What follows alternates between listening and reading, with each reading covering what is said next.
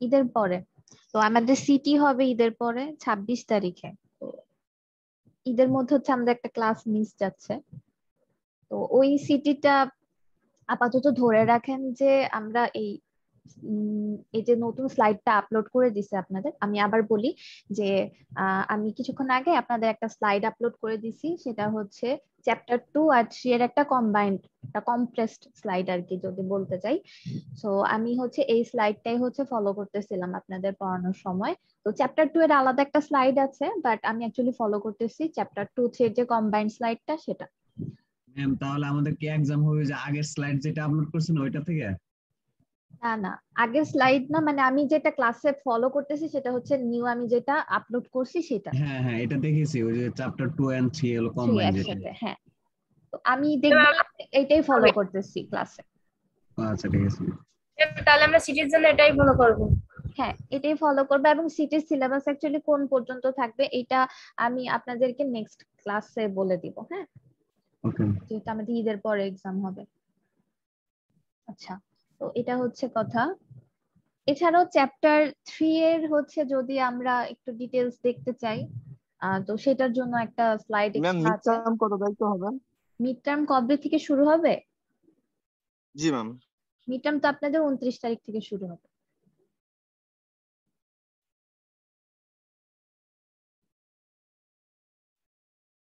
আপনাদের এক্সাম খুব সম্ভবত 1-2 তারিখের দিকে হয়ে যাবে, এখনো রুটিন ফাইনাল হয় নাই,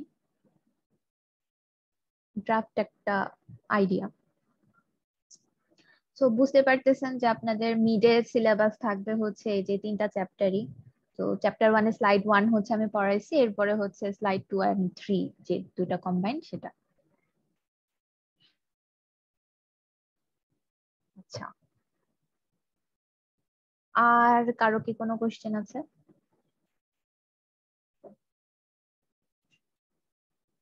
আচ্ছা, আমরা তাহলে একটু পড়া স্টার্ট করি।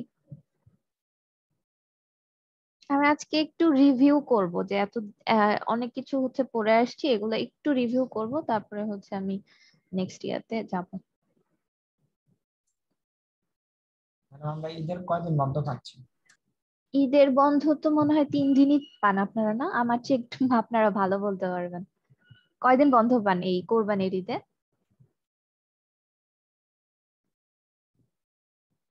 আগে কিরকম বন্ধ পাইছেন? ম্যাক্সিমাম 3 দিনই। তাহলে বন্ধ বন্ধ বলতে কিছুই নেই, সবে এক্সট্রা ক্লাস করে নিয়ে নেয়। এক্সট্রা ক্লাস আমাদের আমাদের মনে হয় না এক্সট্রা ক্লাস লাগবে, যদি লাগে তাহলে নিতে পারি। ওই 3 দিনই বন্ধ থাকবে এরকম আর কি।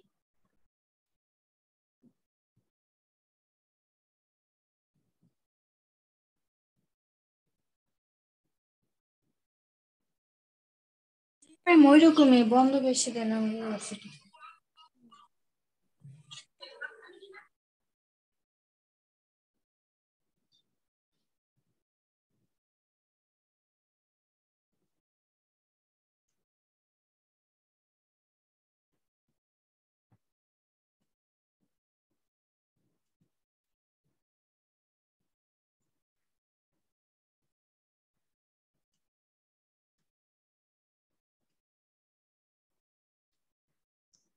আচ্ছা, তো এই যে এই স্লাইডটাই হচ্ছে আমি আপলোড করে দিছি, আপনারা তো দেখতে পাচ্ছেন না? জি ম্যাম। আচ্ছা, তো আমি হচ্ছে ফার্স্টে আমরা একটু রিভিউ করি যে আমরা এতদিন যে পড়লাম, একটু রিভিউ করি। আচ্ছা,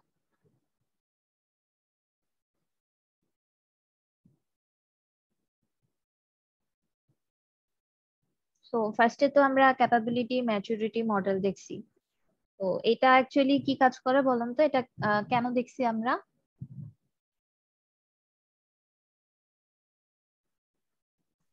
এটা ইনশোর করে যে আমাদের যে সফটওয়্যারটা আছে সেটা কোন লেভেলের, মানে কতটুকু ভালোভাবে কাজ করেছে 5টা লেভেলের মধ্যে।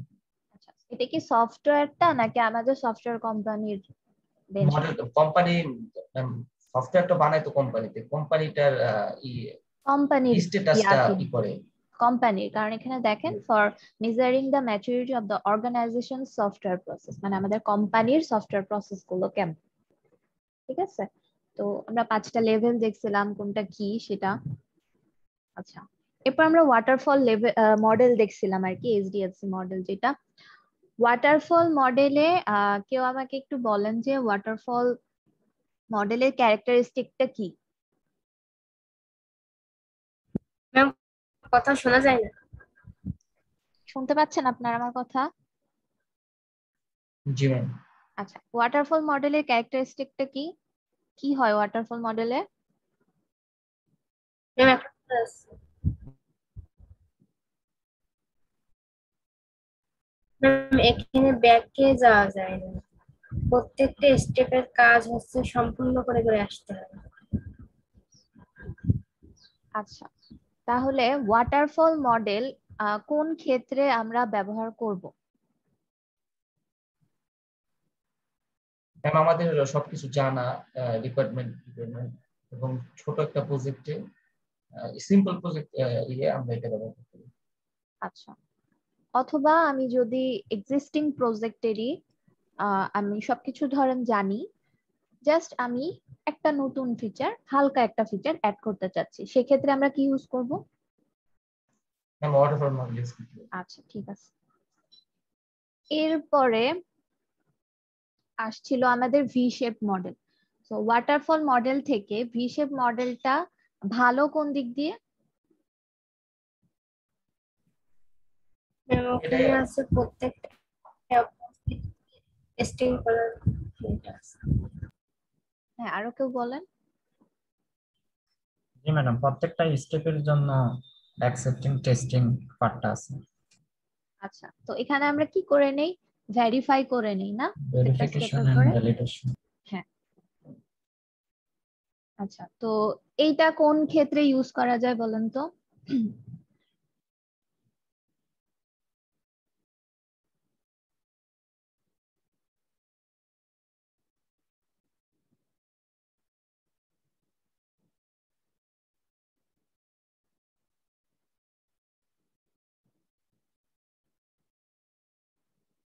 আচ্ছা আমি বলি, আমরা যদি একটা নিউ সফটওয়্যার তৈরি করতে চাই, ঠিক আছে, ওখানে ধরেন রিকোয়ারমেন্ট নিয়ে আমি শিওর না, যেমন রিকোয়ারমেন্টে যে কোনো কিছু চেঞ্জ আসতে পারে, বা এমন হতে পারে যে আমি যেসব রিকোয়ারমেন্ট গ্যাদার করছি এগুলো অ্যাকচুয়ালি ফুলফিল হচ্ছে না, আরো রিকোয়ারমেন্ট থাকতে পারে।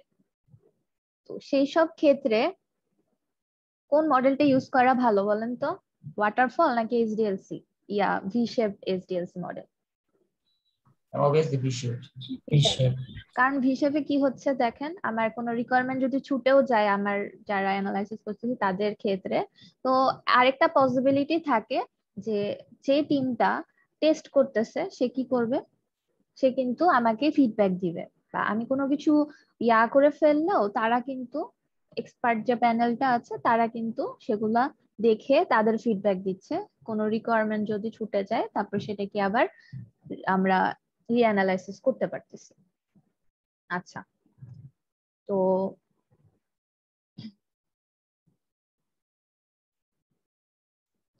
বাট ধরেন কোন একটা প্রজেক্টে হচ্ছে আমার আমি এক্সিস্টিং প্রজেক্টই হচ্ছে ডেভেলপ করতেছি, যেখানে হচ্ছে নতুন কিছু ফিচার অ্যাড করতেছি, বাট ওইটার যে রিকোয়ারমেন্ট সেটাও আমি অ্যাকচুয়ালি জানি, সেক্ষেত্রে আমার কোন মডেলটা ইউজ করা উপযোগী, ওয়াটারফল নাকি ভি শেপ?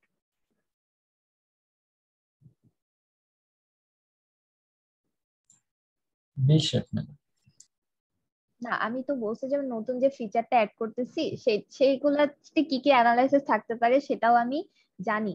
রিকোয়ারমেন্ট জানা থাকলে ম্যাম তাহলে তো ওয়াটারফল। ওয়াটারফল। এখন হচ্ছে কথা যে কোন মডেলটা আমার বেশি টাইম নিবে প্রোডাক্টটা তৈরি করতে এবং বেশি কস্ট নিবে? ম্যাম ভি শেপ তো ম্যাম প্রত্যেকটাই করে testing and validation and verification, তাই এটা টাইম বেশি না।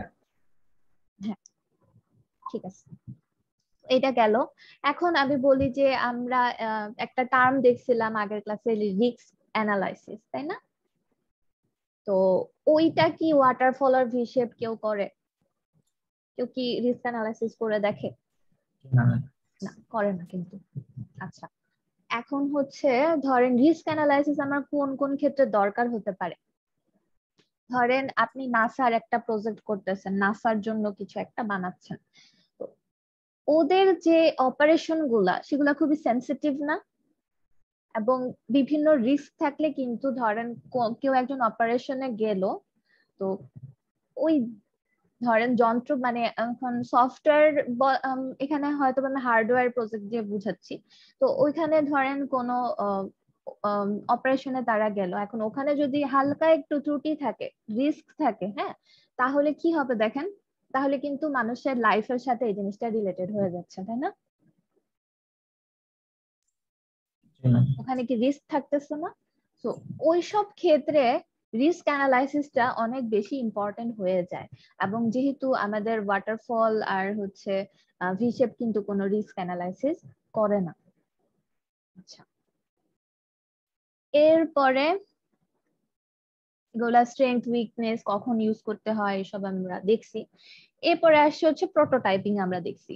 সো প্রোটোটাইপিং হচ্ছে কেন ইউজ করি আমরা, বলুন তো? প্রোটোটাইপিং বলতে কি বুঝি?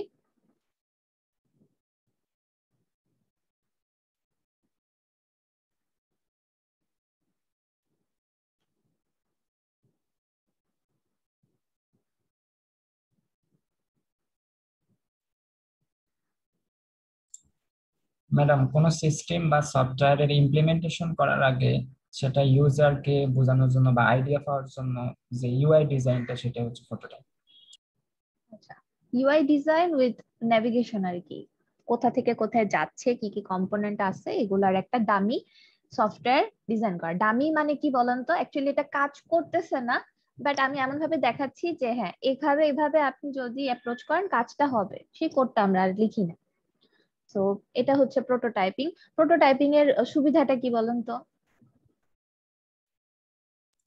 Time and cost consuming. আচ্ছা, একটু ভেঙে বলেন কেন?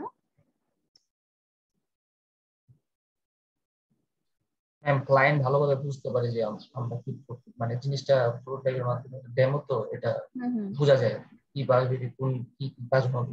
আচ্ছা, হ্যাঁ, আগেরটাতে যেমন ছিল যে আমরা জাস্ট ডকুমেন্টেশন করতেছিলাম আগের মডেল গুলোতে রিকোয়ারমেন্টে, তো এখানে হচ্ছে আমি যদি ডেমোটা দেখাই দিতে পারি, তো ইউজার হচ্ছে ডকুমেন্টেশনের চাইতে ডেমোটা ভালো বুঝতে পারবে, ভিজুয়ালাইজ করতে পারবে। তখন শুরুতে যদি তার কোনো মেজর চেঞ্জ বা মেজর একটা রিকোয়ারমেন্টের কথা থাকে, সে কিন্তু সেটা আমাকে বলে দিবে, আমি সেই অনুযায়ী হচ্ছে চেঞ্জ করে নিতে পারবো। কিন্তু এই জিনিসটাই যদি আমি প্রোডাক্ট ডেলিভারি দেওয়ার পরে তাকে দেখাইতাম এবং সে এই জিনিসটা ক্লেম করতো, তখন কিন্তু আমার অনেক টাইম লাগতো এবং অনেক শ্রম লাগতো সেটাকে আবার ইনক্লুড করার। আর কিছু কিছু ক্ষেত্রে এমনও হতে পারতো যে আমি কি করতে পারতেছি না, আমি কোনো ওটা ইনক্লুডই করতে পারতেছি না, আমার ডিজাইনটা এমন হয়ে গেছে। তো সেই সব ক্ষেত্রে প্রোটোটাইপিং ইম্পর্টেন্ট। আচ্ছা, এখন আমরা ডাইমেনশন দেখছিলাম প্রোটোটাইপিং এর, দুইটা ছিল, একটা হচ্ছে হরাইজন্টাল আর একটা হচ্ছে ভার্টিক্যাল। তো হরাইজন্টালটা কি ছিল বলেন তো?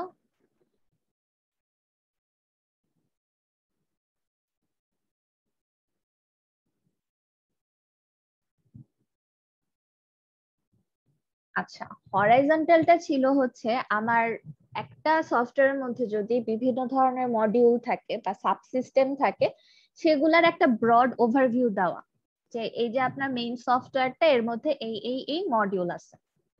এখন আমরা যখন ভার্টিক্যাল প্রোটোটাইপে যাচ্ছি, তখন হচ্ছে একটা যে আমার মানে সাব সিস্টেম আছে বা মডিউল আছে, সেটাকেই আমরা কি করতেছি, আবার ভেঙে ভেঙে দেখাচ্ছি যে এইটার মধ্যে আবার এতগুলো ফাংশনালিটি আছে। একটা হচ্ছে ওভারঅল সফটওয়্যারের একটা ডেমো দেখানো, আর একটা হচ্ছে প্রত্যেকটা পার্টের ইন্ডিভিজুয়ালি কি দেখানো, ইলাবোরেট করে দেখানো। ঠিক আছে? এরপরে হচ্ছে আমরা প্রোটোটাইপিং এর কিছু টাইপ দেখছি, যেমন থ্রো অ্যাওয়ে বা র্যাপিড বা ক্লোজ এন্ডেড। এইটা হচ্ছে কি আমরা কাস্টমার থেকে রিকোয়ারমেন্ট নিয়ে সাথে সাথে ওই টাইমেই প্রোটোটাইপটা র্যাপিডলি ক্রিয়েট করে ফেলবো। সেটা আমরা কেমনে করতে পারি? এই যে আমরা পেপার পেন্সিল ইউজ করে কিন্তু জিনিসটা করে ফেলতে পারি, করে সাথে সাথে আমার ইউজারকে দেখাই দিতে পারি। তো এখানে বলছে যে আমরা ফিডেলিটি দেখছিলাম যে লো ফিডেলিটি হলে আমরা মানে আমাদের ইয়াটা যদি ছোট হয় আর কি, সফটওয়্যারটা যদি ছোট হয় তাহলে আমরা পেপার পেন্সিলেই করে ফেলতে পারবো। আর মিডিয়াম টু হাই ফিডেলিটি যেটা, সেটা হচ্ছে আমরা ওই যে গ্রাফিক্যাল ইউজার ইন্টারফেস বিল্ডার দিয়ে তৈরি করব, যেটা হচ্ছে একটু কমপ্লেক্স প্রজেক্ট বা একটু বড় প্রজেক্ট। আর থ্রো অ্যাওয়ে প্রোটোটাইপিং যেটা, এই প্রোটোটাইপিংটা হচ্ছে আমার কি করা লাগে, ধরেন আপনি কাগজে কলমে করছেন, এখন হচ্ছে নতুন একটা রিকোয়ারমেন্ট আসলো ইউজারের, তখন আমার কি করা লাগে, এই জিনিসটাকে বাদ দিয়ে আবার করে কি করা লাগে, ডিজাইন করা লাগে, তাই না? এই জন্য একটা থ্রো অ্যাওয়ে বলতেছে। তো এরপরে আমরা দেখছিলাম evolutionary prototyping. So evolutionary prototyping হচ্ছে অনেক রোবাস্ট এবং কমপ্লেক্স প্রজেক্টের জন্য করা হয়। থ্রো অ্যাওয়ে যেমন ছোট সিম্পল টু মিডিয়াম প্রজেক্টের জন্য করা হয়, ইভলিউশনারিটা কেমন প্রজেক্টের জন্য করা হয়? কমপ্লেক্স এবং রোবাস্ট। রোবাস্ট মানে কি ম্যাডাম? যেটা অনেক বড় আর কি প্রজেক্ট হ্যাঁ, এবং সেটার হচ্ছে জন্য হাই হচ্ছে রিস্ক। সেটার জন্য হচ্ছে করা হয়। আচ্ছা, তো এখানে হচ্ছে আমরা স্ট্রাকচারড ওয়েতে প্রোটোটাইপিংটা করে থাকি এবং আমরা টুলস ইউজ করি অ্যাকচুয়ালি প্রোটোটাইপিংটা করার জন্য। এরপরে আমার যদি কোনো কিছু চেঞ্জ করার দরকার থাকে, আমি কি করতে পারি, জাস্ট ধরেন আমার মডিউলে একটু চেঞ্জ এনে, বা ইভলিউশন কথাটা থেকেই বোঝা যায় যে বিবর্তন, সো আমি এখানে হচ্ছে চেঞ্জ অনেক ভালো মতো হচ্ছে অ্যাকোমোডেট করতে পারি। এরপরে দেখছিলাম ইনক্রিমেন্টাল প্রোটোটাইপিং। তো এইটা যে জিনিসটা ছিল সেটা হচ্ছে আমরা প্রত্যেকটা আলাদা মডিউলের জন্য প্রোটোটাইপিং তৈরি করব এবং এট দ্য এন্ড হচ্ছে সব প্রোটোটাইপিং গুলোকে একসাথে মার্জ করব। এটা ছিল ইনক্রিমেন্টাল প্রোটোটাইপিং। এরপর আরেকটা টার্ম আমরা দেখছিলাম এক্সট্রিম প্রোটোটাইপিং। এক্সট্রিম মানে কি বুঝি আমরা? এক্সট্রিম মানে ম্যাডাম এটা ফিক্স থাকবে। ফিক্স থাকবে। এটা হচ্ছে আমরা তৈরি করে দিব, এরপর এটা চেঞ্জ হবে না। যেমন যে ক্ষেত্রে এটা সবচেয়ে বেশি ইউজ করা হয় সেটা হচ্ছে ওয়েব অ্যাপ্লিকেশনের ওয়েব পেজ বানানোর জন্য।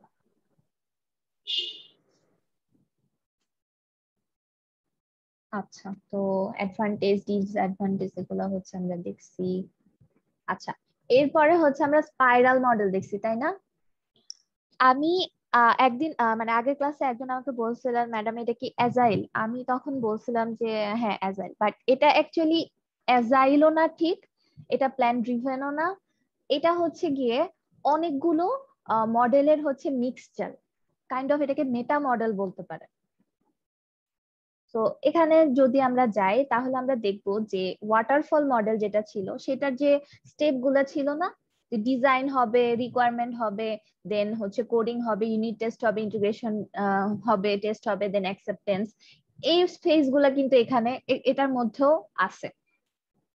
ঠিক আছে, এরপরে অ্যাজাইলের যে জিনিসটা, অ্যাজাইলটা আমরা একটু পরে দেখব, তো দেখে আবার এখানে আমরা আসব, কোনো সমস্যা নাই। তো অ্যাজাইলের কিছু নেচারও কিন্তু এর মধ্যে আছে। এটা হচ্ছে একটা মিক্সচার মডেল। জি বলেন। তাহলে প্ল্যান ড্রাইভিং আর অ্যাজাইল প্রসেস দুইটারই মিক্সচার। হ্যাঁ, এটাকে অ্যাকচুয়ালি বলা হয় কি রিস্ক ড্রাইভেন মডেল, কারণ এটার মেইন ফোকাসটাই কোথায় দেখেন, অনেক বড় একটা ফোকাস কোথায় দেখেন, রিস্ক অ্যানালাইসিস। তো এটাকে মেইনলি বলা হয় হচ্ছে রিস্ক ড্রাইভেন মডেল। ঠিক আছে, এটার মধ্যে হচ্ছে সবকিছুরই একটা মিক্সচার আছে। তো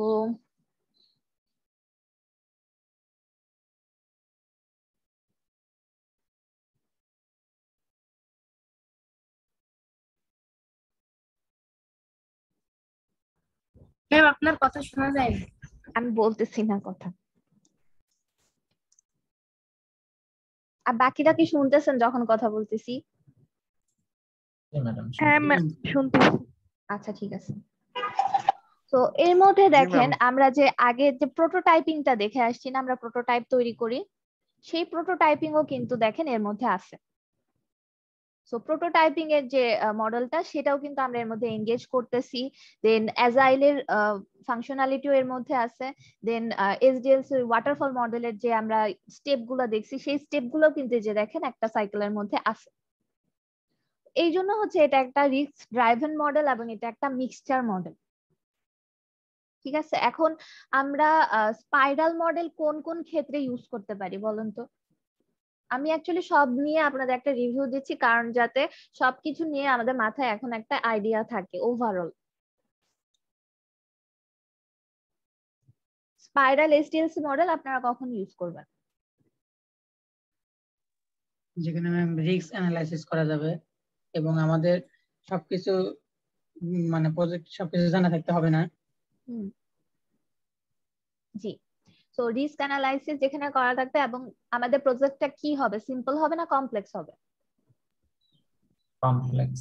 কমপ্লেক্স এবং অনেক বড় প্রজেক্টের জন্য হচ্ছে আমরা এই ইয়াতে যাব, স্পাইরালে যাব। এখন কথা হচ্ছে যে স্পাইরালে দেখেন আমাদের কিন্তু মানে রিসার্চ টাইপের জিনিসপত্র হচ্ছে আমরা স্পাইরাল দিয়ে করি বা ইনোভেশন। এখন এই ক্ষেত্রে দেখেন আমাদের কস্টটা কি বেশি হবে না কম হবে? ডেফিনেটলি বেশি। অনেক বেশি হচ্ছে না, এবং টাইমও কিন্তু আমাদের কোনো ঠিক ঠিকানা নাই যে কত টাইম লাগবে। তো এখানে হচ্ছে এই সমস্যাটাই থাকে, মাঝে মাঝে আমাদেরকে দেখতে হয়। যেমন রিস্ক অ্যানালাইসিস, ধরেন আমি নতুন কোন একটা আনলাম, কোন একটা প্রজেক্ট আনলাম, তো সেটাতে আমার কিছু একটা রিকোয়ারমেন্ট যদি মিস হয়ে যায় তাহলে হচ্ছে কিছু প্রবলেম দেখা দিতে পারে, সেই রিস্কের পোর্শনটা ধরেন কম। হ্যাঁ, কিন্তু আমার হচ্ছে ওই প্রজেক্টটা আমার টাইম এবং হচ্ছে বাজেট হচ্ছে অনেক লিমিটেড করে দেওয়া। তো সেই ক্ষেত্রে কি আমি ভি শেপ মডেল ইউজ করব নাকি এই স্পাইরাল মডেল ইউজ করব?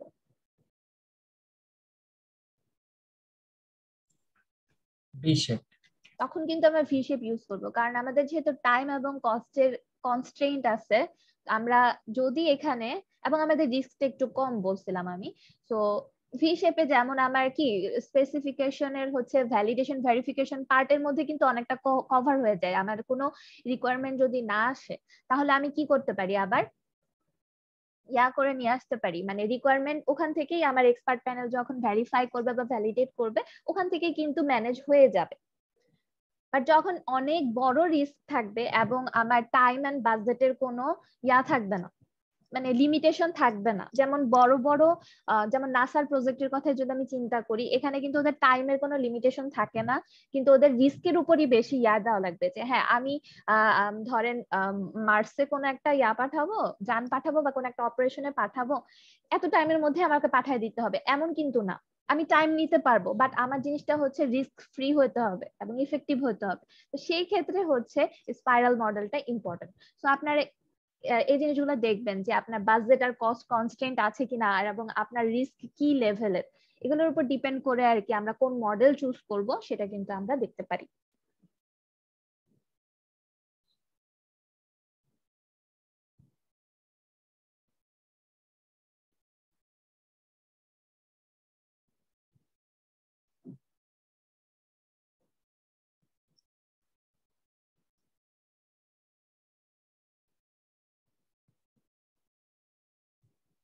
আচ্ছা, তো আমরা আজকে যেটা দেখবো সেটা হচ্ছে agile software development life cycle. So agile জিনিসটা অ্যাকচুয়ালি কি? তো এখানে আমরা লেখা দেখতেছি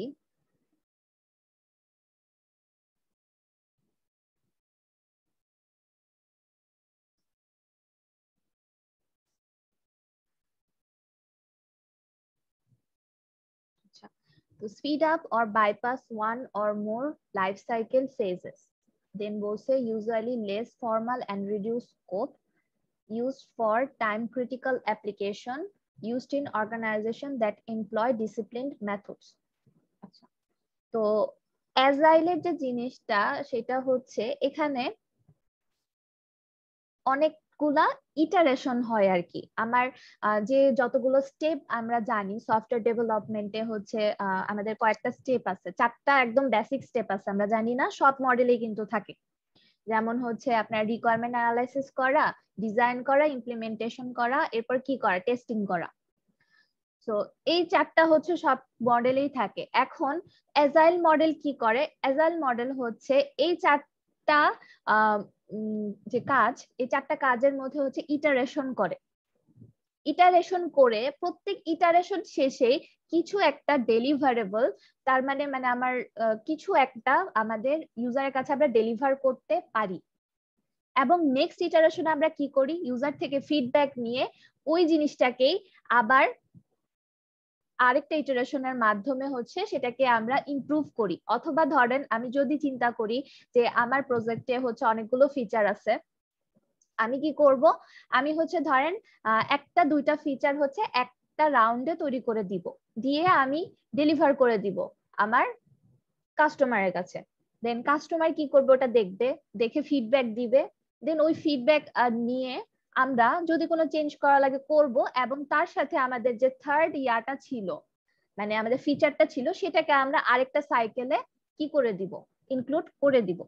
আচ্ছা, এটা যদি আমরা একটু ভালো মতো দেখতে চাই,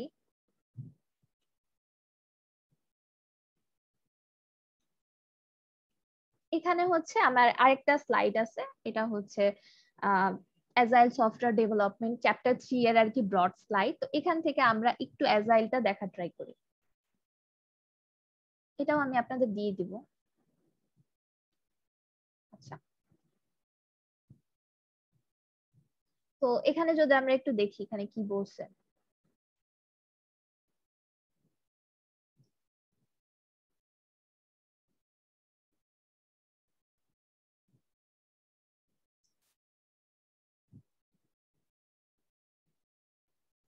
আচ্ছা, তো এখানে দেখেন বলছে যে Agile SDLC model is a combination of iterative and incremental process model with focus on process adaptability and customer satisfaction by rapid delivery of working software product। তার মানে কি বলছে যে ধরেন আমার একটা সফটওয়্যার বানাতে হবে, আমি টোটাল সফটওয়্যারটা একবারে ডেলিভার না দিয়ে আমি ছোট ছোট পার্ট করে সেই জিনিসটাকে কি আমার কাস্টমারের কাছে ডেলিভার করে দিচ্ছি। তার মানে কাস্টমার এখানে আমার কাছ থেকে প্রোডাক্টটা কম সময়ে ডেলিভার পাচ্ছে, এরপরে আমি ধরেন আরেকটা ফিচার অ্যাড করে তাকে আবার ডেলিভার করে দিচ্ছি। এইভাবে কি করতেছি আমরা? ইটারেশন বাই ইটারেশন হচ্ছে প্রত্যেক ইটারেশনের শেষে আমরা আমাদের কিছু না কিছু প্রোডাক্ট হচ্ছে আমার কাস্টমারকে ডেলিভার দিতে পারতেছি। দেন বলছে agile methods break the product into small incremental builds. তার মানে আমরা পুরা প্রোডাক্টকে, ধরেন পুরা প্রোডাক্টে যত ফিচার আছে সব একসাথে বিল্ড না করে কিছু ফিচার হচ্ছে ধরেন একসাথে বিল্ড করব, এরপরে এটার সাথে আরো কিছু ফিচার অ্যাড করব, এরকম। এবং প্রত্যেকটা ফেজে আমি কি করব? আমি আমার যে ইউজার আছে তাকে হচ্ছে দিয়ে দিব, এবং সে আমাকে ভেরিফাই করে দিবে যে হ্যাঁ এতটুকু ঠিক আছে কিনা। দেন বলছে যে each iteration typically last from about 1 to 3 weeks. তো প্রত্যেকটা ইটারেশনের জন্য আমাদের একটা করে টাইম ফ্রেম দিয়ে দেওয়া হয় যে এতটুকু ইটারেশন এতটুকু টাইম ফ্রেমের মধ্যে অবশ্যই শেষ করতে হবে। And বলছে every iteration involves cross-functional teams working simultaneously on various areas like। আচ্ছা, তো আগের যে আমাদের ইয়াগুলো ছিল, মডেলগুলো ছিল, সেখানে কি ছিল? আমাদের প্ল্যানিং এর জন্য একটা টিম ছিল, দেন রিকোয়ারমেন্ট অ্যানালাইসিস এর জন্য টিম ছিল, দেন কোডিং এর জন্য আলাদা টিম ছিল। বাট আমরা যখন অ্যাজাইল মডেল পড়বো তখন হচ্ছে আমাদের এরকম কোনো ভাগ নেই। ঠিক আছে, আপনি একটা টিমে আছেন, সেই টিমটা হচ্ছে অ্যাজ এ হোল সব কাজই করবে। ঠিক আছে, তার মানে হচ্ছে আমরা এখানে কম লোক ইউজ করে কি করতে পারতেছি? কাজ করতে পারতেছি। ধরেন এখানে যদি প্ল্যানিং এর জন্য আমার কয়েকজন থাকতো, এমপ্লয়ি থাকতো, দেন ডিজাইনিং এর জন্য আলাদা, কোডিং এর জন্য আলাদা, তাহলে যখন প্ল্যানিং ফেজ চলতেছে ডিজাইন এন্ড কোডিং এর লোকরা কিন্তু বসে থাকতেছে। তো অ্যাজাইলে যে কাজটা করা হয় সেটা হচ্ছে আপনাদের সবাই হচ্ছে সব কাজ করতে পারবে, এখানে কোনো স্পেসিফিক্যালি বলা থাকে না। আচ্ছা, at the end of iteration a working product is displayed to the customer and important stakeholders। তার মানে আমি কি বলতেছি? প্রত্যেক ইটারেশন শেষে আমার একটা ডেলিভারেবল প্রোডাক্ট কিন্তু তৈরি হবে, হয়তোবা কম ফিচার দিয়ে তৈরি হচ্ছে, বাট প্রোডাক্ট কিন্তু তৈরি হবে, এবং এটাকে হচ্ছে আমার কাস্টমার বা আমার স্টেক হোল্ডারকে দেখাইতে হবে। So what is Agile? Agile model believes that every project needs to be handled differently and the existing method needs to be tailored to best suit the project requirements. In Agile, the tasks are divided to time boxes. এই যে আমরা Agile কি করি, task গুলোকে time বক্সে divide করে দেই। তার মানে হচ্ছে ছোট ছোট টাইম ফ্রেমে ডিভাইড করে দেই যে এই ফিচার গুলো দিয়ে আমাকে একটা কমপ্লিট সফটওয়্যার এই টাইমের মধ্যে ডেলিভার করতে হবে। দেন আমি এইটার উপর ফিডব্যাক নিব এবং নেক্সট ইটারেশনে হচ্ছে আমি অন্য কোনো ফিচার অ্যাড করে দেন আবার ডেলিভার করব, এরকম। Then হচ্ছে iterative approach is taken and working software build is delivered after each iteration. So প্রত্যেক ইটারেশনের পরে আমরা কি দিচ্ছি, ওয়ার্কিং সফটওয়্যার কিন্তু দিয়ে দিচ্ছি আমার কাস্টমারকে, কাস্টমার সেটা দিয়ে কাজ চালাতে পারতেছে, তাই না? কিন্তু আমরা যে অন্য মডেলগুলো দেখছি ভিশেড বা এসডিএলসি মডেল, সেখানে কি আমরা ধরেন ফিচার বাই ফিচার কমপ্লিট করে কি ডেলিভার করে দিচ্ছি, নাকি একদম প্রজেক্টের শেষে গিয়ে পুরো প্রজেক্টটা ডেলিভার করে দিচ্ছি? বলেন তো।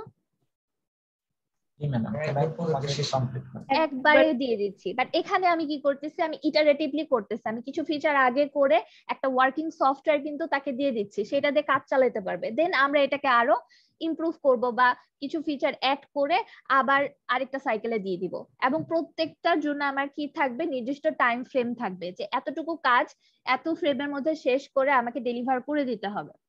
সো এখানে যেটা হয়, ইউজার কিন্তু কন্টিনিউয়াসলি আমাদের কাছ থেকে প্রোডাক্ট পাচ্ছে, তার প্রোডাক্ট পাওয়ার জন্য অনেক ক্ষণ ওয়েট করা লাগতেছে না, যেটা অন্য কোনো ইয়ার ক্ষেত্রে করা লাগতেছিল। ধরেন আমার ইউজার আছে যার হচ্ছে দুইটা ফাংশনালিটি ইমিডিয়েটলি দরকার, দেন আরো অনেক ফাংশনালিটি আছে যেটা হচ্ছে সে না আপাতত না হলেও চালাতে পারবে। সো আমরা দুইটা ফাংশনালিটি দিয়ে টোটাল সফটওয়্যারটা তৈরি করে তাকে দিয়ে দেই, সে চালাতে থাকুক।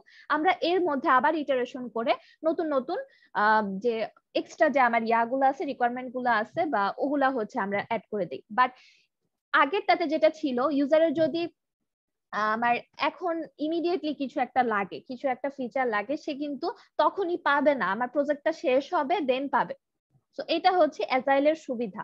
এবং বর্তমানে হচ্ছে সব সফটওয়্যার ইন্ডাস্ট্রি কিন্তু অ্যাজাইল মেথডে বিলিভ করে। আচ্ছা, তো আচ্ছা, iterative approach is taken and working software build is delivered after each iteration. Each build is incremental in terms of feature. তার মানে দেখেন প্রত্যেক বিল্ডে কিন্তু আবার ফিচার কি করতেছে, বাড়তেছে বা এনহ্যান্স হচ্ছে না।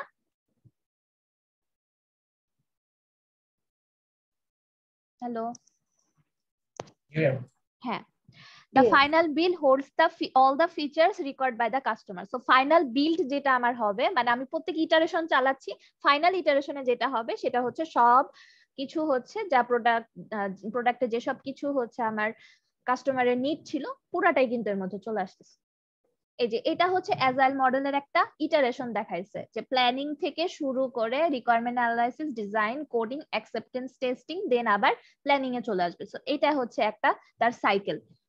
এইটা একবার কমপ্লিট করে আসলে একটা ইটারেশন বলবো আমরা, এবং এই ইটারেশনের মধ্যে এই ফেজে গিয়ে কি হয়, আমরা প্রোডাক্টটা হচ্ছে ডেলিভার করে দেই এবং ফিডব্যাক নিই, তারপর আমরা আবার ইটারেশনটা শুরু করি। এই যে এখানে দেখেন ফার্স্ট ইটারেশনে ডিজাইন এটা করে একটা ডেলিভারেবল আমরা দিয়ে দিচ্ছি, ধরেন 2-3 মাস লাগবে এটার জন্য। দেন আমরা আবার সেকেন্ড ইটারেশনে আরেকটু ফিচার অ্যাড করব বা এগুলো করব। তো এইভাবে ইটারেশন গুলো চলতে থাকে।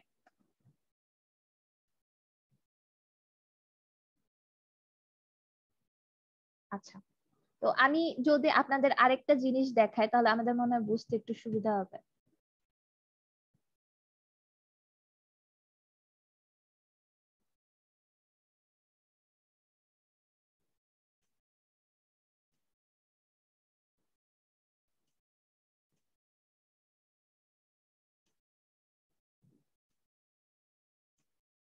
আচ্ছা, আপনারা কি এই যে এই স্ক্রিনটা দেখতে পাচ্ছেন, এই জিনিসটা? আচ্ছা, এখানে দেখেন ওয়াটারফল আর অ্যাজাইলের মধ্যে একটা ডিফারেন্স বোঝানো হয়েছে। ধরেন আপনার যে ইউজার ছিল তার একটা রিকোয়ারমেন্ট ছিল হচ্ছে, টোটাল রিকোয়ারমেন্ট ছিল হচ্ছে এরকম একটা গাড়ি, এরকম একটা গাড়ি হচ্ছে সে চাইছে। তো ওয়াটারফল কি করবে দেখেন, আগে চাকা বানাইছে, দেন হচ্ছে চাকার মধ্যে এরকম বেস বানাইছে, দেন বাকিটুকু বানাইছে, দেন হচ্ছে পুরা গাড়ি বানায় হচ্ছে আপনাকে দিয়ে দিছে। এখন এই যে চাকাটা এইটা কিন্তু কমপ্লিট, মানে যখন সে তৈরি করবে একদম পুরা কমপ্লিট চাকাই তৈরি করবে পুরা কমপ্লিট ফিচার দিয়ে, এবং এই ফিচারটা কিন্তু লাস্টে চেঞ্জ হচ্ছে না। বাট অ্যাজাইলে দেখেন আমরা ফার্স্ট একটা চাকা তৈরি না করে আমরা একটা, এটাকে কি বলে বলেন তো, বাচ্চারা খেলা করে বা স্কেটিং বোর্ড টাইপের, স্কেটবোর্ড ম্যাম। স্কেটবোর্ড। তো স্কেটবোর্ড হচ্ছে আমরা একটা দিয়ে দিলাম যে আপাতত সে যাতে স্কেটবোর্ড দিয়ে কাজটা চালাতে পারে, সে হচ্ছে যাতায়াতের কাজটা চালাতে পারে। দেন নেক্সট ইটারেশন আমি কি করলাম, ফিচার আরো বাড়াইলাম, যে হ্যাঁ এখন আমি একটা হ্যান্ডেল দিয়ে দিছি, এখন হ্যান্ডেল ধরে সে আর কি ইয়া করে যেতে পারবে। দেন নেক্সট ইটারেশন আমি কি করলাম, আরো ফিচার বাড়াইলাম, যে আমি এখন চাকা বড় করে দিছি এবং সে প্যাডলিং করে সাইকেল দিয়ে যাইতে পারবে। এরপর ফোর্থ ইটারেশন আমি কি করলাম, এখন আমি কি করছি, আমি এখানে হচ্ছে ইঞ্জিন নিয়ে আসছি যে এখন সে হচ্ছে আরো ভালোভাবে যাইতে পারবে। দেন লাস্ট ইটারেশন আমি কি করলাম, আমার যে পুরা যে রিকোয়ারমেন্টটা ছিল সেভাবে আমি একটা গাড়ি তৈরি করে দিলাম। তার মানে প্রত্যেক ইটারেশন শেষে আমি যখন আমার প্রোডাক্টটা হচ্ছে কাস্টমারকে দিচ্ছি, সে কিন্তু এটা দিয়ে কাজ চালাইতে পারতেছে। বাট ওয়াটারফলে দেখেন প্রথমে চাকা তৈরি করছে, এইটা যদি আমি কাস্টমারকে ডেলিভার করে দেই, চাকাটা কিন্তু একদম প্রপার চাকা তৈরি করছে যে এইটার জন্য যেটা লাগবে সেটাই। বাট এইটা যদি আমি কাস্টমারকে দিয়ে দিই, কাস্টমার কি ইউজ করতে পারবে, কোনো ইউজে আসবে? আসবে না। কিন্তু অ্যাজাইলে দেখেন আমরা যাই একটা পুরো সফটওয়্যারই ডেলিভার দিয়ে দিছি, বাট এটার ফিচার কম, বাট আমার ইউজার কি করতে পারছে, কাজ করতে পারতেছে। দেন আমি এটাকে বারবার ইটারেশনের মাধ্যমে কি করব, ইমপ্রুভ করব বা নতুন নতুন ফিচার অ্যাড করে দেন হচ্ছে প্রত্যেক ইটারেশনের শেষে আমার ইউজার হচ্ছে কি পাবে, প্রোডাক্ট পাবে। বুঝা গেছে এখান থেকে? আমরা কি বুঝতে পারছি এটা? জি ম্যাডাম। আচ্ছা, তো এখানে যদি দেখি যে প্রিন্সিপাল কি কি, individual and interaction in agile development, self-organization and motivation are important, as are interaction like co-location, pair programming. So এখানে হচ্ছে ইন্টারাকশনটা অনেক বেশি দরকার হয়, কারণ এখানে ধরেন জাস্ট কোডিং একজন করতেছে, সে জাস্ট কোডিংই করতেছে এমন না, এটা আমি বলছি যে এখানে বিভিন্ন ধরনের মানুষ বিভিন্ন ধরনের কাজই করতে পারে টিমে। তো এখানে হচ্ছে তাদের মধ্যে কমিউনিকেশনটা অবশ্যই থাকা লাগবে এই জন্য। আর পেয়ার প্রোগ্রামিং যে ধরেন একসাথে বসে প্রোগ্রাম করা। এরপরে হচ্ছে working software demo, working software is considered the best means of communication with the customer. So এখানে প্রত্যেক ইটারেশন শেষে একটা হচ্ছে ডেমো সফটওয়্যার তৈরি হচ্ছে এবং উইথ ফাংশনালিটি। প্রোটোটাইপিং এ কি ছিল, আমরা ডেমো দেখাবো বাট ওটার কোনো ফাংশনালিটি নাই, বাট এখানে অ্যাজাইলে আমরা যে ইউজারকে ডেলিভার করব সেটা হচ্ছে with functionality. This means for communication with the customers to understand their requirement. এরপর হচ্ছে আমরা প্রত্যেকটা রিলিজ যেহেতু তাকে দিয়ে দিচ্ছি এবং তার থেকে ফিডব্যাক নিয়ে নতুন ফিচার অ্যাড করে এবং এক্সিস্টিং যে সিস্টেমটা সেটাকে আমরা ইমপ্রুভ করতেছি, সো ইউজারের হচ্ছে রিকোয়ারমেন্টটা মিট করা পসিবল হয়। এবং হচ্ছে কাস্টমার কোলাবোরেশন, সো কাস্টমার আপনার সাথে কোলাবোরেট করতে পারবে, যেহেতু প্রত্যেক ইটারেশন শেষে সে কি করতেছে, আপনার সাথে মিটিং করতেছে এবং আপনার থেকে সফটওয়্যারটা নিয়ে সে ইউজ করে আপনাকে ফিডব্যাক দিচ্ছে। এরপরে হচ্ছে responding to changes, agile development is focused on quick response to changes and continuous development. So agile তো বুঝতে পারতেছি আমরা যে কোন একটা চেঞ্জে কুইক রেসপন্স করে এবং কন্টিনিউয়াসলি ডেভেলপমেন্টটা চালা যায়। তো অ্যাডভান্টেজ কি, অ্যাডভান্টেজ হচ্ছে is a very realistic approach to software development, promotes teamwork and cross training হচ্ছে আমরা কিন্তু এখন জাস্ট একজন কোডার জাস্ট কোড করতেছে এমনও না, সে অন্য সবকিছু হচ্ছে টিমের হ্যান্ডেল করতেছে। So functionality can be developed rapidly and demonstrated. তার মানে আমরা ছোট ছোট পোর্শন যে বিল্ড করে টোটাল সফটওয়্যারটা দিয়ে দিচ্ছি, ঠিক আছে, আমরা র্যাপিডলি কি করতে পারতেছি, সফটওয়্যারটা আমাদের ইউজারদের কাছে দিতে পারতেছি এবং তারা সেটা দেখে আমাদেরকে ফিডব্যাক দিতে পারতেছে। রিসোর্স রিকোয়ারমেন্টস আর মিনিমাম। সো অ্যাজাইলের ক্ষেত্রে আমরা যেটা করি, আমাদের হচ্ছে প্ল্যানিং এবং রিকোয়ারমেন্ট অ্যানালাইসিস, ডিজাইন, প্ল্যানিং এসবে হচ্ছে আমরা করি, এসবে আমরা অ্যাকচুয়ালি কম টাইম দেই। আমরা হচ্ছে এই কোডিং অ্যাকসেপ্টেন্স এগুলোতে হচ্ছে আমি বেশি টাইম দেই। এন্ড এখানে দেখেন যে যেহেতু আমাদের এক একটা ফেজের জন্য মানে এক একটা কাজের জন্য আমরা স্পেশালাইজড মেম্বার রাখতেছি না একদম, যে ধরেন যে কোড করবে সে অলওয়েজ কোডই করবে এবং যখন কোডিং এর পার্ট থাকবে না সে আইডল বসে থাকবে, এরকম কিন্তু হচ্ছে না। এখানে সবাই সব কাজ করতেছে, যার কারণে আমরা কম মানুষ দিয়ে কাজটা করাইতে পারতেছি। সো রিসোর্স রিকোয়ারমেন্ট হচ্ছে কম। দেন হচ্ছে suitable for fixed or changing requirement. So requirement এখানে আমরা ইজিলি, যেহেতু আমরা ইটারেট করে করেই করতেছি, আমরা রিকোয়ারমেন্ট যখন আসবে আমি সেটাকে হ্যান্ডেল করতে পারবো। দেন হচ্ছে delivers early partial working solution. তার মানে কি এখানে প্রত্যেক ইটারেশন শেষে যেহেতু আমি পার্শিয়াল সলিউশনটা আমি দিয়ে দিতে পারতেছি ইউজারকে অনেকদিন হচ্ছে বসে থাকা লাগতেছে না। সো ডিসঅ্যাডভান্টেজ যদি আমরা দেখি তাহলে হচ্ছে not suitable for handling complex dependencies.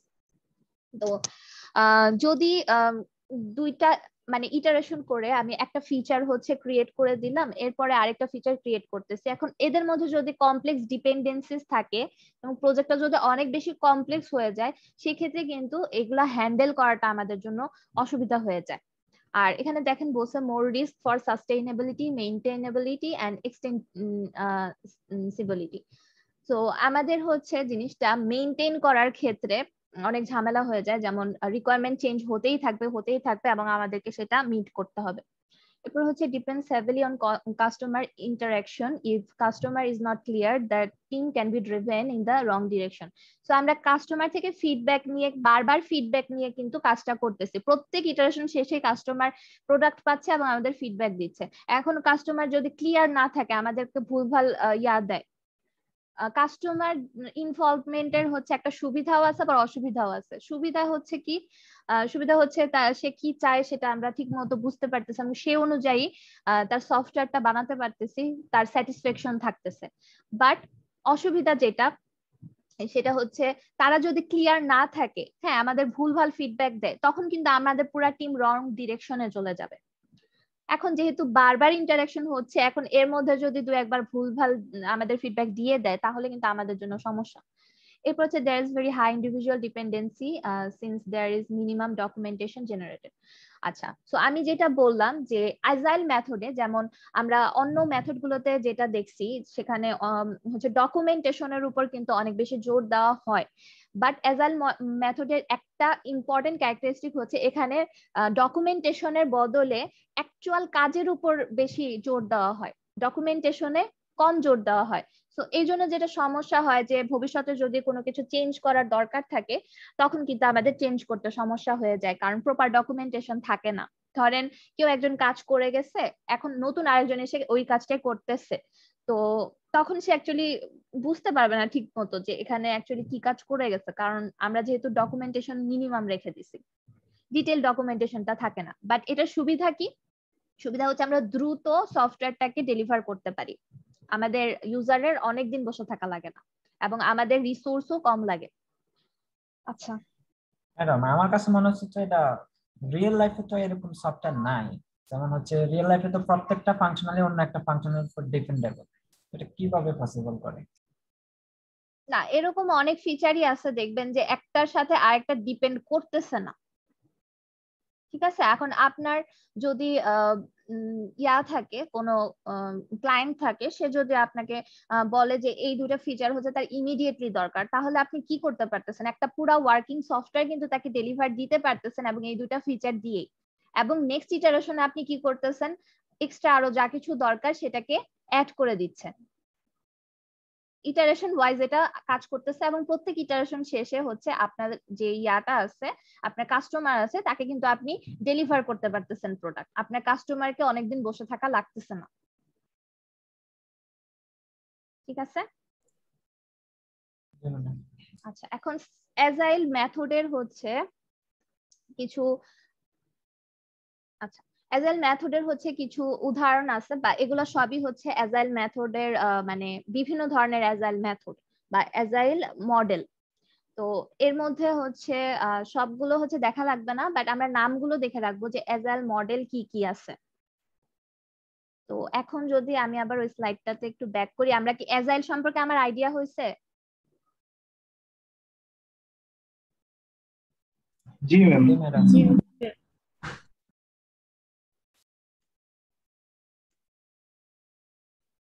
আচ্ছা, ম্যাডাম এই মডেলে আর কি প্রত্যেকটা মোমেন্টে ইউজার একটা সান্ত্বনা পায় আর কি। সান্ত্বনা বলতে হ্যাঁ বলা যায়, মানে সে একটা প্রোডাক্ট হাতে পাচ্ছে, সেটা যেটা সে ইউজ করতে পারবে। প্রোটোটাইপিং এ কিন্তু সে ইউজ করতে পারতেছিল না। এখানে হচ্ছে বেসিক ফাংশনালিটি দিয়ে, যেমন ওই সাইকেলের ইয়াটা যেমন আমি দেখাইলাম না, ওইটা তো দেখছেন না, সে কিছু একটা পাচ্ছে যেটা দিয়ে সে কাজ চালাইতে পারবে, এবং ধীরে ধীরে কি হচ্ছে সেটাকে ইমপ্রুভ করা হচ্ছে, এবং লাস্টে গিয়ে সে ওই অ্যাকচুয়াল প্রোডাক্টটা পাচ্ছে। বাট অন্য মডেলে কিন্তু সে কাজ চালাইতে পারবে এরকম কিছুই পাচ্ছে না, একদম পুরা ধরেন 1 বছর শেষে গিয়ে সে মেইন প্রোডাক্টটা পাইলো। এখন কোনটা বেটার, আমি কোনো কিছু দিয়ে কাজ চালাইতে পারতেছি এটা বেটার, নাকি আমি 1 বছর পরে গিয়ে ওই মেইন প্রোডাক্টটা পাবো সেইটা বেটার?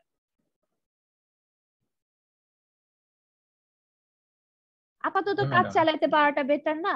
ইনস্ট্যান্ট কাজ করাটাই বেটার। হ্যাঁ ওইটাই। তো দেখেন এখানে ওই যে একই কথা বলছে যে বিভিন্ন অ্যাজাইল মেথড। তো অ্যাজাইলটা বোঝানোর জন্য অ্যাকচুয়ালি আমি ওই স্লাইডটাতে গেছিলাম, ওই স্লাইডটাও আমি দিয়ে দিব। তো অ্যাজাইল আর ওয়াটারফলের মধ্যে যে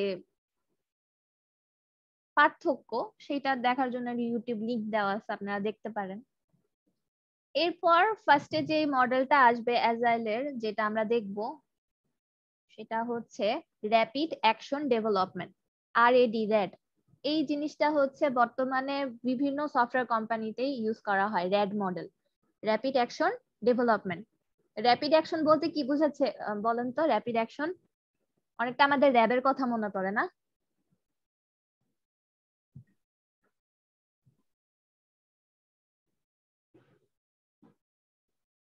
র্যাপিড অ্যাকশন বলতে কি বুঝি?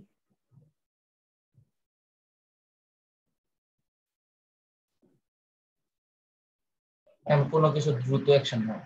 হ্যাঁ, তো র্যাব কেমনে কাজ করে? দ্রুত কাজ করে ওরকম।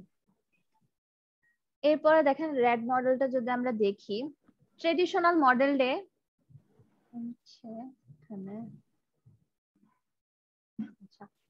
ট্রেডিশনাল মডেলে দেখেন ফার্স্টে হচ্ছে অ্যানালাইসিস পার্ট থাকে, দেন হচ্ছে আমরা হাই লেভেল একটা ডিজাইন করি, দেন ডিটেল ডিজাইন করি, এরপর কনস্ট্রাকশন, তার মানে হচ্ছে কনস্ট্রাকশন মানে কোডিং, ইমপ্লিমেন্ট করা, এরপরে হচ্ছে আমরা টেস্টিং করি, এরপরে হচ্ছে ইমপ্লিমেন্টেশন বলছে এখানে। এখানে অ্যাকচুয়ালি আমরা কি করি, জিনিসটাকে ডিপ্লয় করি আর কি, বা ইউজারের কাছে দিয়ে দিই।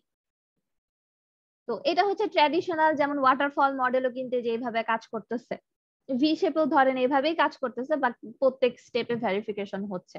র্যাড মডেল যেটা করে সেটা হচ্ছে দেখেন অ্যানালাইসিস এন্ড কুইক ডিজাইন।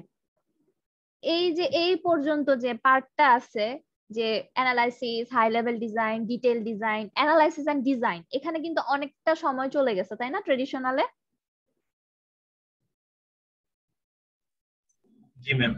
কিন্তু এখানে র্যাড মডেলে যেটা করে যে অ্যানালাইসিস আর ডিজাইনটা খুবই তাড়াতাড়ি করে ফেলে, মানে খুব বেশি টাইম দেয় না এখানে। এরা যেটা টাইম দেয় মেইন জিনিস তৈরি করাতে বেশি টাইম দেয়। তো অ্যানালাইসিস এন্ড কুইক ডিজাইনের পরে দেখেন এরপরে তারা কি করে, ডেমনস্ট্রেট করে। ফার্স্টে হচ্ছে তারা প্রোটোটাইপ ক্রিয়েট করে, ঠিক আছে? প্রোটোটাইপ ক্রিয়েট করে দেন হচ্ছে ধরেন কাস্টমারকে হয়তোবা দেখাবে প্রোটোটাইপটা, দেন তারা এটাকে রিফাইন করবে। রিফাইন করার পরে কি করবে, বিল্ড করবে। বিল্ড করা মানে কি, আমি যে প্রোটোটাইপটা দেখাইলাম ওইটাকে আমি কি করব, ওইটাকে এখন ফাংশনালিটি দিব, তার মানে আমি কোডিং করব, ওইটার উপরেই কোডিং করব, করে আবার ডেমনস্ট্রেট করাবো, এইভাবে এই লুপটা চলতে থাকে।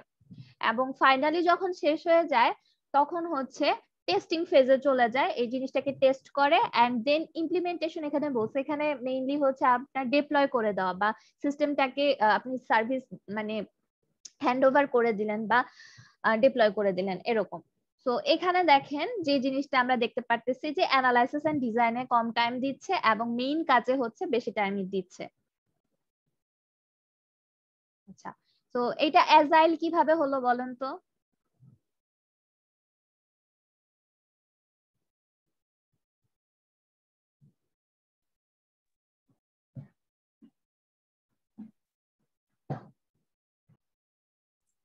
এই যে এই লুপটার কারণে অ্যাজাইল হয়েছে।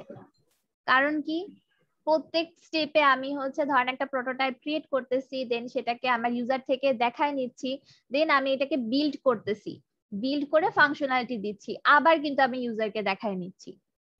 এইভাবে এইভাবে হচ্ছে ইটারেশন বাই ইটারেশন চলতে থাকে।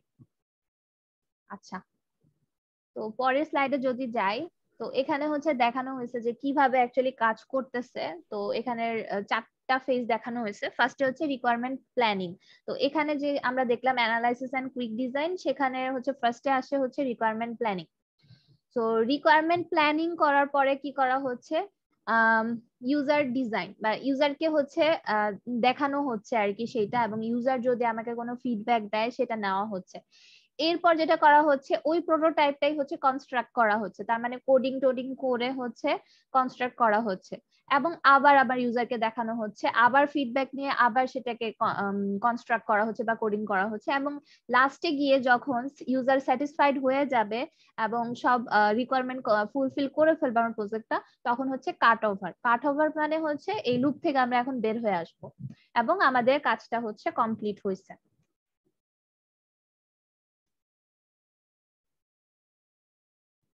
তো rapid action application model rack requirement কিছু ফেজ আছে, যেটা হচ্ছে যে এখানে বলছে যে কি কি ফেজ আছে। ফার্স্ট হচ্ছে রিকোয়ারমেন্ট প্ল্যানিং, দেন হচ্ছে ইউজার ডিজাইন, কনস্ট্রাকশন, দেন কাট ওভার।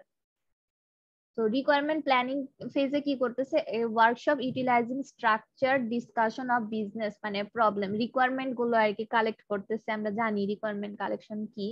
দেন হচ্ছে user description phase, automated tools capture information from user, user থেকে হচ্ছে ইনফরমেশন নিচ্ছে।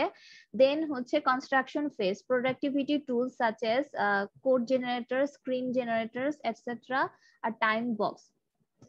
আচ্ছা, তো কনস্ট্রাক্টর ফেজে হচ্ছে যেটা আমরা করতেছি সেটা হচ্ছে আমরা জিনিসটাকে ইমপ্লিমেন্ট করতেছি কোডিং করে, এবং এই দুইটা কিন্তু এরপর আমরা ইউজারকে আবার দেখাচ্ছি, দেন ইউজার ফিডব্যাক দিচ্ছে, এইভাবে কিন্তু চলতে থাকে। এই দুইটা জিনিস হচ্ছে লুপে চলতে থাকে। এরপরে যেটা হচ্ছে কাট over phase, installation of the system, user acceptance testing and user training. এরপরে হচ্ছে যখন টোটালটা আমার ক্রিয়েট হয়ে গেল, তখন আমি সিস্টেমটাকে ইনস্টল করে দিব, তারপরে হচ্ছে ইউজারকে আবার টেস্ট করতে দিব ফাইনালি যে সবকিছু ঠিক আছে কিনা। এরপরে আমরা কি করব, ইউজার ট্রেনিং, ইউজারকে ট্রেনিং দিব অ্যাকচুয়ালি যে কিভাবে আপনার সিস্টেমটা ব্যবহার করতে হবে সেই সম্পর্কে। ধরেন আমরা হচ্ছে ইউজার ম্যানুয়াল টাইপের কিছু একটা যদি দেই বা তাকে শিখাই দেই যে এটা এটা এইভাবে আপনাকে হ্যান্ডেল করতে হবে। সো এই 4টা ফেজ হচ্ছে রেড মডেলে আছে। তারপরে এখানে যদি আমরা দেখি, এখানে বলছে হচ্ছে রিকোয়ারমেন্টস প্ল্যানিং ফেজ, তো combines elements of the system planning and system analysis phases of the development life cycle. আচ্ছা, তো আমরা আগে যেমন দেখে আসছি যে কিভাবে রিকোয়ারমেন্ট অ্যানালাইসিস করতে হয়, আমরা ল্যাবেও দেখে আসছি যে সিস্টেম রিকোয়ারমেন্ট কি, দেন হচ্ছে ইউজার রিকোয়ারমেন্ট কি, নন ফাংশনাল রিকোয়ারমেন্ট কি, ওইভাবেই হচ্ছে রিকোয়ারমেন্ট অ্যানালাইসিস করা হয় এখানে। এরপরে হচ্ছে user managers and IT staff members discuss and agree on business needs, project scope, constraint and system requirement. তো যে অ্যানালাইসিসটা করা হলো, এরপরে ইউজার যারা আমার হচ্ছে ক্লায়েন্ট এবং আমার যে ম্যানেজার আইটি স্টাফ যারা আছে সবাই কি করে সেটার মধ্যে হচ্ছে এগ্রি করে যে আমার এই বিজনেস নিড, আবার প্রজেক্টের এই এই স্কোপ আছে, এই কনস্ট্রেন্ট আছে, হয়তো বা টাইমের কনস্ট্রেন্ট অথবা আমার বাজেটের কনস্ট্রেন্ট আছে, আর আমার সিস্টেমের কি কি রিকোয়ারমেন্ট দরকার, এগুলো সবকিছু হচ্ছে তারা এগ্রি করে একসাথে মিটিং করে বসে। Then in ends, when the team agrees on the key issues and obtains management. তো যখন হচ্ছে আমাদের সবাই হচ্ছে একটা নির্দিষ্ট মতামতে চলে আসলো, তখন হচ্ছে আমাদের এই ফেজটা শেষ হয়ে যায় এবং আমাদের বলা হয় হচ্ছে কন্টিনিউ করতে অথরাইজেশন। এরপরে হচ্ছে ইউজার ডিজাইন ফেজ। তো ইউজার ডিজাইন ফেজে কি হয়, user interact with the system analyst and develop models and prototypes that represents all the system processes, input and outputs. তো ফার্স্টে যেটা করবে যে একটা প্রোটোটাইপ তো অবশ্যই ক্রিয়েট করবে। এখন ইউজার থেকে আবার ইউজারের যে জিনিসগুলো অ্যাকচুয়ালি দরকার বা সে যেভাবে অ্যারেঞ্জমেন্টটা চাচ্ছে, যেমন আমি ফেসবুকের উদাহরণ দিয়ে বলছি যে ফেসবুকে ঢুকেই যদি আমি অন্য একটা মানুষের প্রোফাইলে অলওয়েজ ঢুকি, সেটা হচ্ছে আমি চাই না, আমি চাই যে আমার হোম পেজটা ফার্স্টে আসুক। তো এইভাবে সে কিভাবে চাচ্ছে এটা ইন্টারঅ্যাক্ট করে ইউজার থেকে জেনে নেওয়া। এরপর হচ্ছে typically use a combination of joint application development techniques and case technique. Case হচ্ছে কম্পিউটার এইডেড সফটওয়্যার ইঞ্জিনিয়ারিং। তো এই জিনিসটা কি একটু বলতেছি।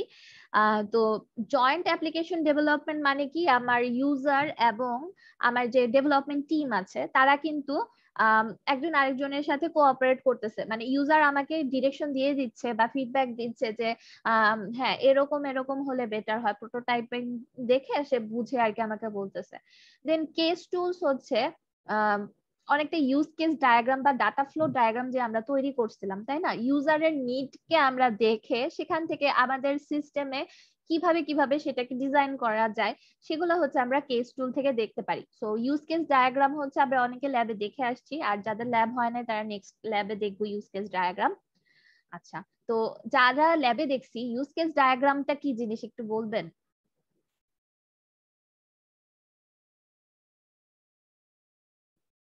আপনার তো ইউজ কেস ডায়াগ্রাম করে আসছেন, একটু যদি বলেন ইউজ কেস ডায়াগ্রাম দিয়ে আমরা কি মানে বুঝাই।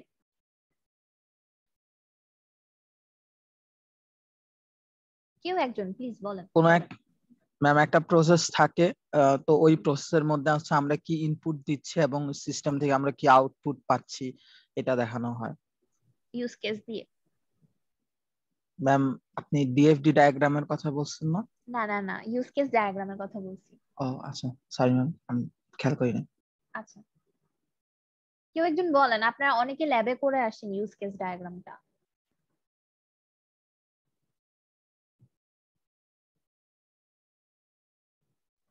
আমরা যতটুকু করছিলাম ওইটা আমাদের যে টাস্কগুলো থাকবে ওটা গ্রাফিক্যাল রিপ্রেজেন্টেশন করবো আমরা। আচ্ছা, টাস্ক গুলো। জি ম্যাম। এবং আপনাদের ইউজার কে কে হবে, কে কে ওইটার সাথে জড়িত সেই জিনিসগুলো, তাই না? জি ম্যাম। আচ্ছা, তো যে ওইটাই হচ্ছে গিয়ে আমাদের ইউজ কেস ডায়াগ্রাম, আমরা নেক্সট ল্যাবে দেখবো যাদের হয় নাই ল্যাব। তো ওই জিনিসগুলো হচ্ছে এই ফেজে হচ্ছে কম্বাইন করা হয়। Then continuous interactive process that allows user to understand, modify, eventually approve a working model of the system that meets their need. এখন আমি ফার্স্ট ইটারেশনে তো আমি প্রোটোটাইপ তৈরি করব, সেটার কোনো ফাংশনালিটি থাকবে না।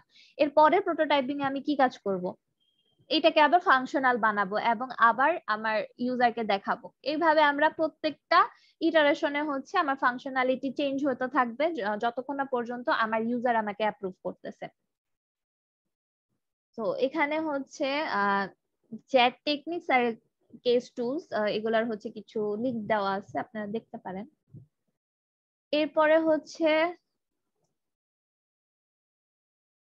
কনস্ট্রাকশন ফেজ, যেটা ফেজ নাম্বার হচ্ছে এটা তো ইউজারের গেল। এরপরে হচ্ছে আমাদের ফেজ নাম্বার 3 যেটা ছিল কনস্ট্রাকশন ফেজ। তো ওখানে হচ্ছে focuses on program and application development task similar to SDLC. So program and application development task বলতে এখানে আমরা বুঝতেছি হচ্ছে কোডিং করাটা, কোডিং বা ইমপ্লিমেন্টেশন করাটা। However, user continue to participate and can still suggest changes or improvements as actual screen or reports are developed. তো এখানে যেটা আমি বলছি যে এই ফেজটা আর কি কনস্ট্রাকশন। তো ইউজার ডিজাইন মানে ডিজাইন করে ফেললাম আমি, এরপর আবার কনস্ট্রাকশন করে আমি আবার ইউজারের কাছে ফিডব্যাক নিচ্ছি, আবার সে অনুযায়ী কনস্ট্রাক্ট করতেছি, এভাবে চলতে থাকবে।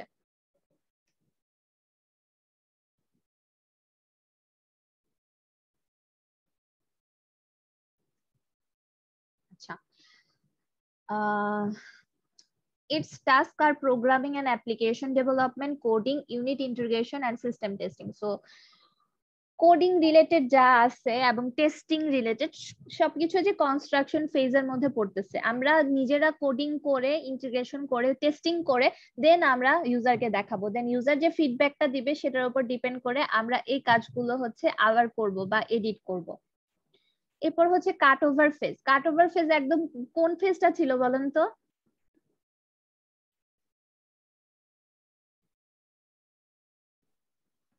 ম্যাম সফটওয়্যারকে ডিপ্লয় করা।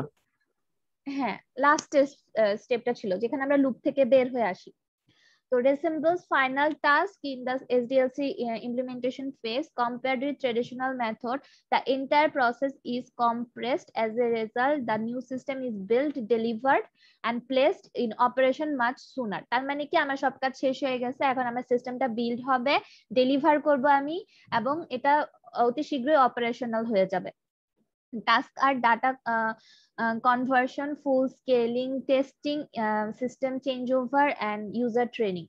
তো এখানে হচ্ছে একদম ফাইনাল ফিনিশ লাইনের যে কাজগুলো আছে সেগুলো কাট ওভার ফেজে পড়ে, যেমন হচ্ছে ডেটা কনভার্সন যদি আমার করা লাগে কিছু, তারপরে হচ্ছে ফুল স্কেল টেস্টিং, তার মানে আমি এন্টায়ার সিস্টেমটাকে টেস্ট করব, ইউনিট টেস্টিং না, আমি পুরো সিস্টেমটাকে টেস্ট করব।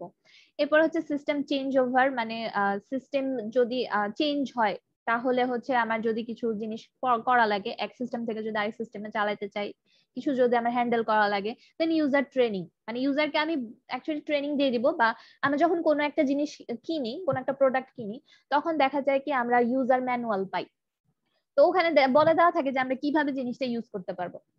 তো ওভাবেই হচ্ছে আমি আমার যে ইউজার তাকে ট্রেন করাই দিব যে আপনার মডেলটা এরকম আছে, আপনি এইভাবে এইভাবে চালাইতে পারবেন, আর এইসব জিনিস করেন না, এইসব ডেটা এন্ট্রি দিয়েন না, তাহলে ঝামেলা হবে, বা কোনো যদি ইস্যু থাকে সেটা আমি বলে দিতে পারি তাকে। তো এইটাই।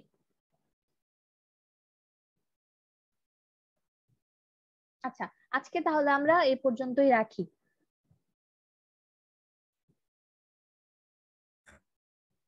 আমরা হচ্ছে এই চ্যাপ্টার, মানে আবারও বলি, আমরা সেকেন্ড আর থার্ড চ্যাপ্টার যে কম্বাইন্ড স্লাইড দিলাম সেটাই কিন্তু আমি আপাতত ফলো করতেছি, এবং আপনারাও এটাই পড়তে থাকেন। আর এজাইলটা বোঝানোর জন্য আমি কিন্তু আরেকটা স্লাইডের হেল্প নিছি, সেই স্লাইডটাও আমি হচ্ছে আপনাদেরকে ইনক্লুড করে দিব।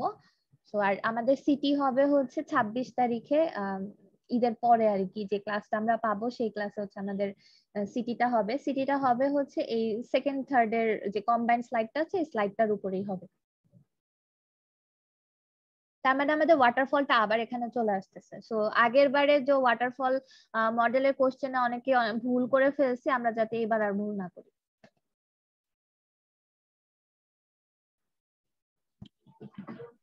ম্যাম মিডের জন্য কোনো সাজেশন দিবেন না? মিডের জন্য অ্যাকচুয়ালি সাজেশন সাজেশন দেওয়ার মতো অ্যাকচুয়ালি কিছু নাই, মানে অন্যান্য সিলেবাস থেকে, অন্যান্য কোর্সের সিলেবাস থেকে আপনাদের সিলেবাস কিন্তু ছোট অনেক। যেমন আমি অপারেটিং সিস্টেম পড়াচ্ছি, ওখানে সিলেবাস শেষই করা যাচ্ছে না, এত হিউজ সিলেবাস। তো এখানে এইটুকুর মধ্যে আবার সাজেশন আমি বলতে পারি যে কি টাইপের জিনিস দেখতে পারেন, মানে হ্যাঁ ম্যাম ওইরকম বলতে পারেন যে কিরকম দেখবো। যেমন বিভিন্ন মডেলের মধ্যে হচ্ছে ডিফারেন্সটা কোথায়, তারপরে হচ্ছে আপনি কোন সিচুয়েশনে কোন জিনিসটা ইউজ করতে পারবেন, এগুলা হচ্ছে ইম্পর্টেন্ট বেশি। উইকনেস স্ট্রেংথ আর কি দেখা, কোনটার কোন উইকনেস স্ট্রেংথ, সেই অনুযায়ী আমাকে যদি সিনারিও দেওয়া হয় তাহলে আমি যাতে বলতে পারি যে হ্যাঁ এখানে এই মডেল ইউজ করাটা উপযোগী হবে। এটা হচ্ছে একটু মানে খুব ইম্পর্টেন্ট এই চ্যাপ্টার থেকে আর কি, চ্যাপ্টার থেকে যদি আমি চিন্তা করি। আচ্ছা ঠিক আছে ম্যাম। অ্যাটেন্ডেন্স নেওয়া হয়েছিল? না, আমি অ্যাটেন্ডেন্স নিচ্ছি না।